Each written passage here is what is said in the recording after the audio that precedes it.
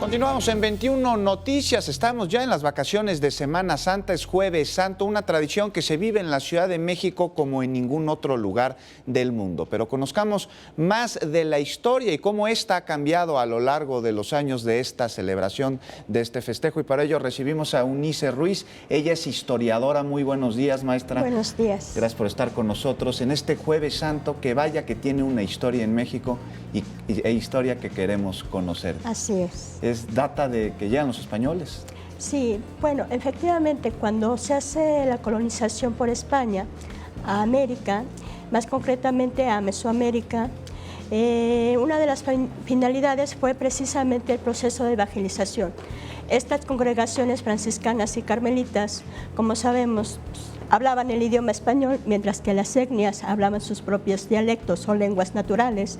Y una forma de hacer este proceso de evangelización fue por medio de las representaciones de los pasajes de los evangelios, entre ellos la Semana Santa. Digamos, maestra, que los conquistadores llevaron el teatro y las representaciones con temas bíblicos a los antiguos mexicanos, pues para evangelizarlos y con ello pues colonizarlos y conquistar su pensamiento, su conducta.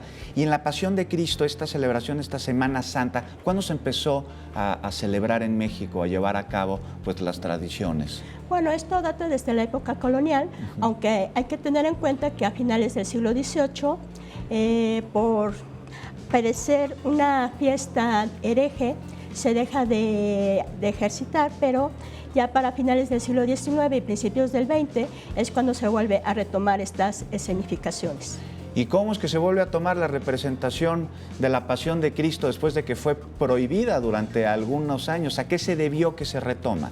Bueno, una de las mayores representaciones que se hacen en el país es la que se realiza precisamente en el Cerro de Iztapalapa, y esta surge a partir de 1930. Esto debido a que el pueblo de Iztapalapa sufre una epidemia de cólera. Ellos, de alguna manera, se acogen a una imagen que es el Señor de la Cuevita. Este Señor de la Cuevita, de alguna manera, les hace el milagro, cesa la muerte, y de una forma de corresponder a esta imagen es precisamente por medio de la escenificación de la Semana Santa. Y maestra, esta escenificación de la Pasión de Cristo en Iztapalapa, ¿podemos encontrar en ella elementos prehispánicos, elementos que nos remonten a antes de la conquista por los españoles?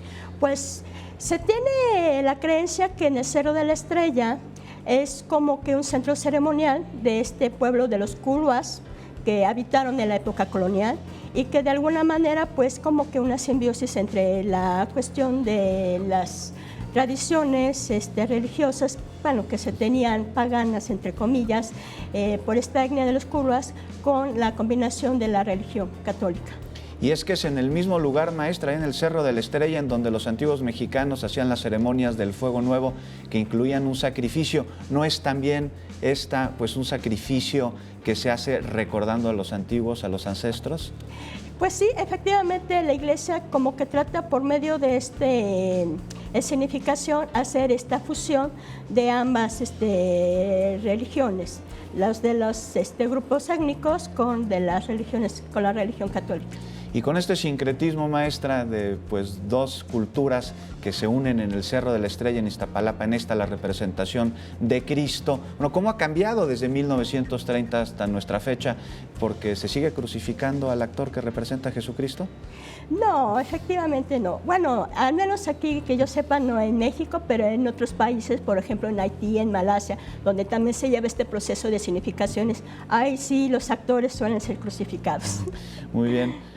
Maestra, pues muchísimas gracias por estar con nosotros en esta mañana. Ya sabemos más de esta antiquísima tradición de la Pasión de Cristo en Iztapalapa. Si usted va a ir, pues la recomendación es que tome las medidas necesarias, que lleve agua, que lleve una gorra, que se ponga protector solar y, por supuesto, que no acuda en automóvil, sino a pie. Muchas gracias, maestra. Y con esto regresamos contigo, Alejandra. Hay más información.